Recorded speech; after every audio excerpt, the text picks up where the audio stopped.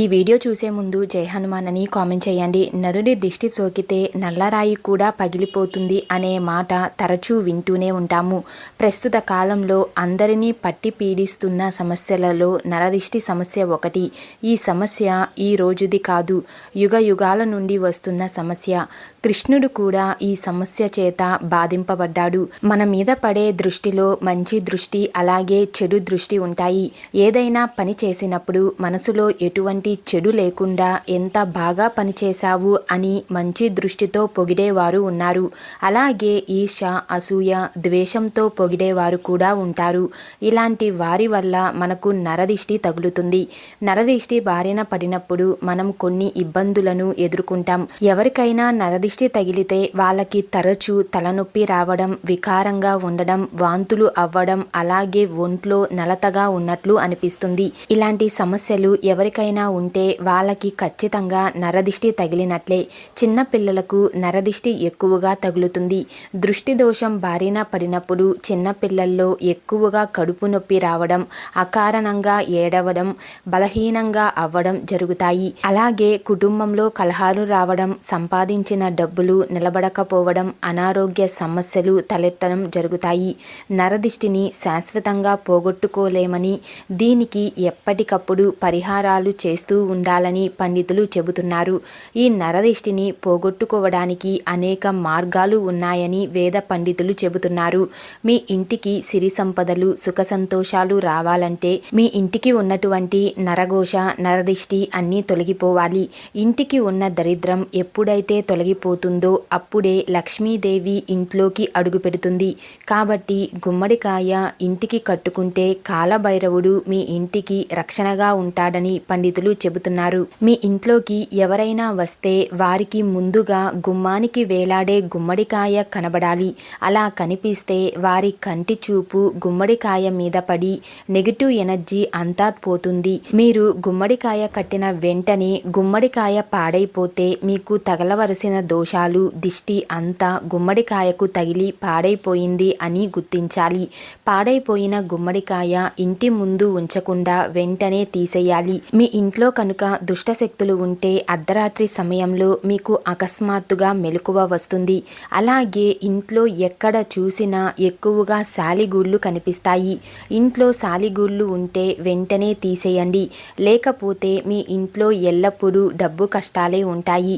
అలాగే మన హిందూ ధర్మంలో ఇంట్లో పాలు పొంగితే చాలా మంచి శకునంగా భావిస్తారు. కానీ మీ ఇంట్లో తరచూ పాలు పొంగిపోవడం, పాలు మాడిపోవడం, లేదా చేతిలో నుండి పాలగిన్నె కింద పడిపోవడం ఇలా జరిగితే మాత్రం మీ ఇంట్లో ఖచ్చితంగా చెడు శక్తులు ఉన్నట్లే. అలాగే రాత్రి సమయంలో కుక్క అరుపులు, ఏడుపులు వినిపిస్తే మీ ఇంట్లో నెగిటివ్ ఎనర్జీ ఉందని అర్థం. సాయంత్రం సమయంలో ఇంట్లోకి దుష్ట శక్తులు చేరే అవకాశం ఉంది. నరదిష్టి తగిలిందని అనుమానం రాగానే కొబ్బరికాయను తిప్పివేయడం, నిమ్మకాయను తిప్పివేయడం, గుమ్మడికాయను తిప్పివేయడం, ఉప్పు మరియు ఎండుమిరపకాయలు తిప్పివేయడం వంటివి చేయాలి. దిష్టి తగలడం అనేది మనుషులకు మాత్రమే కాకుండా మనం చేసే వృత్తి వ్యాపారాల మీద, పంట పొలాల మీద, అలాగే మన ఇళ్లపైన కూడా దిష్టి ప్రభావం చూపిస్తాయి.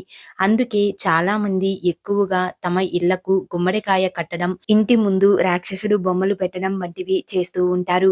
ప్రతిరోజు ఉదయం లేవగానే రాళ్ల ఉప్పును చూడండి. ఇలా రాళ్ల ఉప్పును చూడడం వల్ల మీ జీవితంలో అదృష్టం పెరిగి అష్టైశ్వర్యాలు కలుగుతాయి.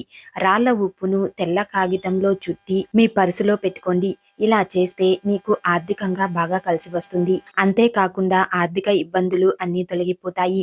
వారంలో ఒక్కరోజు అయినా స్నానం చేసే నీటిలో కాస్త రాళ్ల ఉప్పు వేసి స్నానం చేయండి. ఇలా చేస్తే మీపై ఉన్న దిష్టి మొత్తం తొలగిపోతుంది.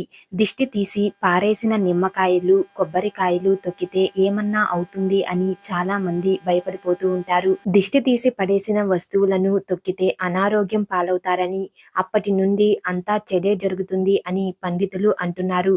అందుకే రోడ్డు పైన ఎక్కడైనా సరే దిష్టి తీసినవి పడి ఉంటే వాటిని తొక్కకుండా జాగ్రత్త పడండి.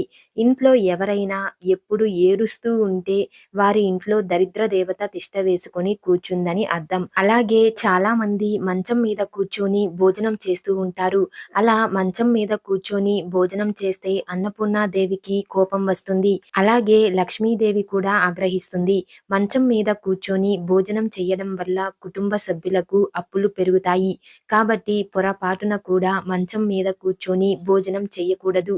పసిపిల్లలకు అయితే ఖచ్చితంగా ప్రతిరోజు దిష్టి తీయాలి అని పండితులు చెబుతున్నారు. అన్నం తిన్న తరువాత దిష్టి తీయకూడదు.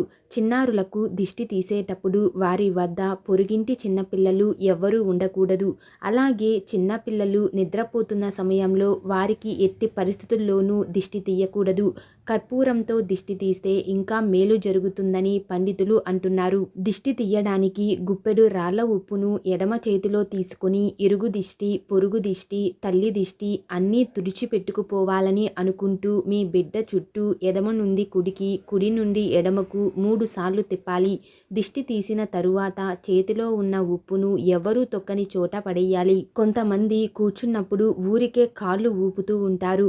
ఇలా ఊపడం వల్ల మీ ఇంటికి దరిద్రం పడుతుందని పండితులు చెబుతున్నారు. ఒక గిన్నెలో రాళ్ల ఉప్పును వేసి ఆ గిన్నెను ఈశాన్య దిశలో ఉంచితే మీ ఇంట్లో ఉన్న నెగిటివ్ ఎనర్జీ అంతా తొలగిపోయి ఇంట్లోకి పాజిటివ్ ఎనర్జీ వస్తుందని వాస్తుశాస్త్ర నిపుణులు చెబుతున్నారు. గిన్నెలో వేసిన ఉప్పును తరచూ మారుస్తూ ఉండాలి. రాత్రి సమయంలో గజ్జల శబ్దం వింటే ఎవరైనా భయపడతారు. అర్ధరాత్రి సమయంలో గజ్జల శబ్దం వినిపిస్తే అది శుభసూచకం కావచ్చని పండితులు చెబుతున్నారు. ఈ సమయంలో గజ్జల శబ్దం వింటే లక్ష్మీదేవి మీ ఇంటికి వస్తున్నట్లు అని అర్థం. అలాగే ప్రతి మంగళవారం, శుక్రవారం రోజున సాయంత్రం సమయంలో ఒక నిమ్మకాయను 2 ముక్కలుగా కోసి వాటిపైన పసుపు, కుంకుమ వేసి గుమ్మానికి 2 వైపులా పెట్టాలి.